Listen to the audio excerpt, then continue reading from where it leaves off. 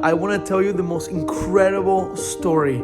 There's a man by the name of Meshulam Weiss, and he was about to get married. Just a few days before, he goes to see the Lubavitcher Rebbe with his fiance, with his Kala, and they're standing there trying to get a blessing. And as they're standing there, all of a sudden, his fiance looks at the Rebbe and says, "Is it possible, please, for the groom to leave the room?" And the Rebbe motions with his eyes to Meshulam to go. And sure enough, they're there for 20 minutes. They speak about something. He comes back and they get married. As soon as they're married, Meshulam wants to ask his wife, what did you speak to the Rebbe about? And she says, "I hope you're not going to be upset, but I told the Rebbe that I wanted to call off the wedding." And he says, "Oh, why?" And she says, "Well, I told the Rebbe that I have a really terrible temper. And I felt that once you realize that I have such a terrible temper, it's not going to end good. You're going to realize that you made a mistake." So the Rebbe told her like this: "You're going to have a lot of children, and your children are going to teach you patience. And also you should volunteer." And he suggested many things to her to do to help her with her anger. Now, why is this important? Listen to this. 6 months later, after they're married, they had not had children yet. And she was 18 years old and she was getting nervous.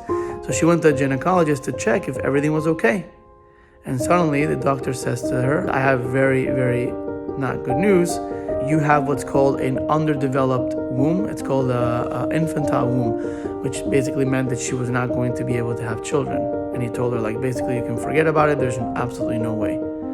She was obviously devastated and told her husband, and they couldn't believe it. So he said, let's look for a second opinion. And sure enough, they went to a second opinion, and the other doctor said the same thing. Said, that the womb never developed. There's no way to be able to have children. And they were, of course, devastated and could not believe it. But fast forward to the future, with 3 months later, she became pregnant and had their first child. What's crazy about this story is that they went on to have 15 children, 15 or 16, one of the two, 15 or 16. And when Meshulam's wife was 40 years old, she went to go checked out by a doctor, by a gynecologist. And at the end of the appointment, he says to her, "By the way, it was probably very difficult for you to be in your situation." And she says, "What situation?" And he says, "Being an Orthodox Jew, I know that you care very much about having a lot of children. And it seems to me that you have, infantile womb, so that probably you never had any children, and you were not able to have children." And she didn't say anything, but obviously it was a massive miracle that this lady had 15 or 16 children, all because the Rebbe gave her a blessing. The Rebbe, the Lubavitcher Rebbe, because a Rebbe is somebody that can give blessings, who is connected to God beyond what a regular person can. They are somebody that God sends into the world to give blessings, to give guidance to the Jewish people, and we can tap into that today in our lives as well.